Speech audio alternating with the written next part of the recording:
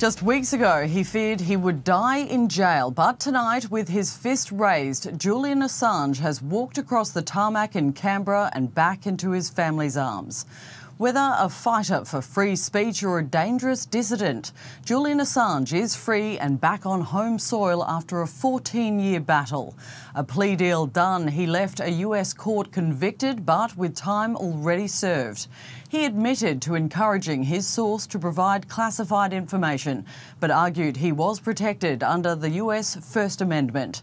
This is a deal his lawyer says sets a dangerous precedent. But after 7 years in exile and 5 in maximum security, Julian Assange is tonight a free man. We have reporters on the ground for us in Canberra tonight. Let's go first to Network political editor Ashley Raper, who is in Canberra and was there when his plane touched down. Ashley, a huge moment. Where to from here for Julian Assange?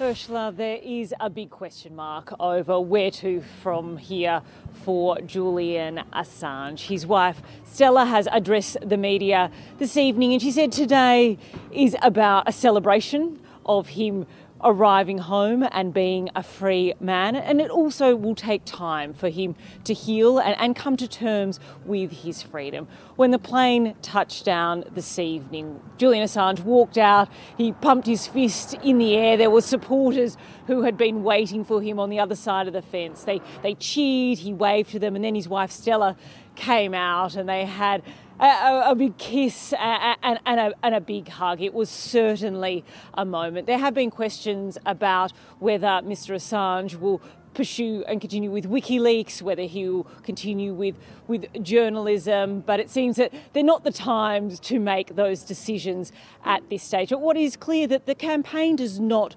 stop here, that the Assanges will continue to push to reforms, to change the laws with a focus on press freedom, and eventually they intend to also push to have a pardon which was involved with the deal. Here is the comments from his lawyers and his wife this evening. This is a huge win for free speech. This is a huge win for Australia that our Prime Minister stood up to our ally, the United States, and demanded the return of an Australian citizen. Julian thanked him and the team and told the Prime Minister that he had saved his life. And I don't think that's an exaggeration.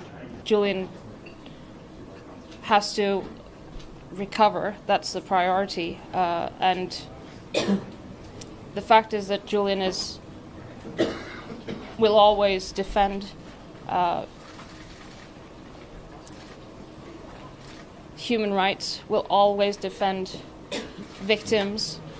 He's always done that, and that's just part of who he is. And Ash, has the Australian government done a deal to produce this outcome?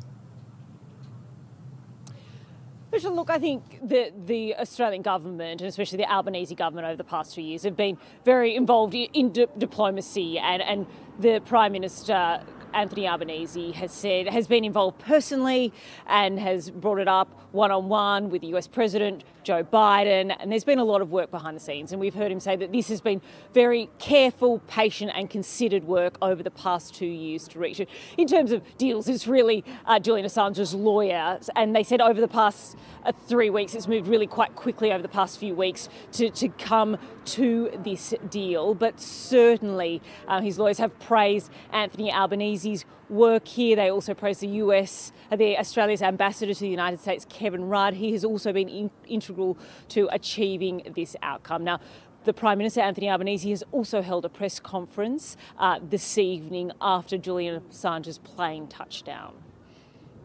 The government advocated strategically, patiently, in a calibrated way, and we achieved this outcome. My role as Prime Minister has been to firmly say that whatever the views that people have, there was no purpose to be served by this ongoing incarceration. And can I say that when I spoke with Mr Assange tonight, he described it as a surreal and happy moment. He's landing here in our national capital, Canberra.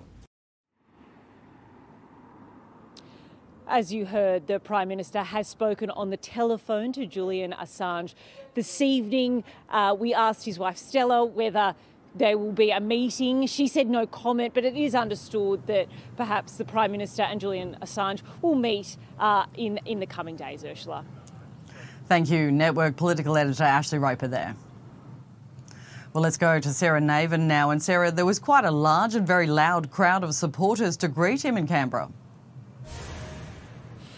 Yes, Ursula, there were several hundred supporters that made their way to the East Hotel here in Canberra, bringing their banners and flags. Some were only just born when this whole saga began 14 years ago, while others have been there along the journey, attending rallies as Assange fought lengthy legal battles. Today, they say they are celebrating his journalistic integrity and his exposure of war crimes. Take a listen. It's so great he's been released. It was so, no words. Exposing war crimes is absolutely critical. You know, I lived through apartheid in London, and to me this just feels a bit like, you know, Nelson Mandela being released. Julian is out of jail after 15 years incarceration. His home, his wife is here, his kids are here, and he is in the embrace of the Australian people. Assange has been a polarising figure, though. The former Deputy Prime Minister today saying he doesn't deserve a hero's welcome, calling his behaviour disrespectful and putting the lives of Australian defence personnel at risk. Questions along those lines were asked at the press conference and were met with jeering. It's clear that there was a lot of Assange supporters in that room and weren't interested in hearing any of that negative commentary. There was also interruptions at the press conference of several people trying to force their way into the room, one of those being Julian Assange's father, John. We spoke to him after the press conference. He said he forgot it was on as he got caught in the crowd. It certainly has been an overwhelming day for his family. It certainly has. Thank you, Sarah.